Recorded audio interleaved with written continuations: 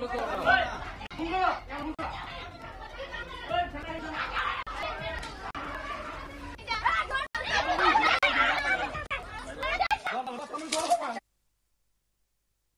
15ই November যে কৃষ্ণপুর এই বিদ্যালয়ে যে ঘটনাটা হয়েছিল, একজন শিক্ষকরা মারধর করা হয়েছিল এবং শিক্ষকের বিরুদ্ধে অভিযোগ উঠেছিল। তো এই ঘটনার পরিপ্রেক্ষিতে বিদ্যালয়ের প্রধান শিক্ষক হিসাবে আপনি নাকি তেলিয়ামুড়া থানাতে একটা অভিযোগ দায়ের করেছেন। সেই বিষয়ে আপনার কি অভিযোগ দায়ের করেছেন এবং কি হয়েছিল সেই এটা জানাতেন।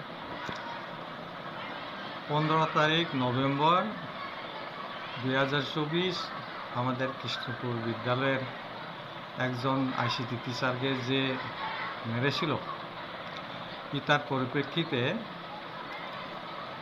আমার হেডমাস্টার রুমে এসে মানে অপরিচিত লোকই, শুধু একজনের নাম জানি, দুইজন মারছিল আমি যেটা জানি। একজনের নাম নিতাই নমদাস আর একজন মহিলার নাম জানি না। আমি তাইনের নামের বিরুদ্ধে তেলামুড়া থানাতে এফআইআর করছি গতদিন 18 নভেম্বর 2024। তো মূলত কি বিষয়ে এফআইআরটা করেছেন? আইসিটি টিচারকে মারা হয়েছিল, গার্জেন আইনকে হাতে তুলে নিয়ে আসছিল এই জন্য। তো ওদিকে কি এখন পর্যন্ত গ্রেপ্তার কিছু করা হয়েছে এরকম কিছু খবর পেয়েছেন? এটা তো আমি খবর পাইনি।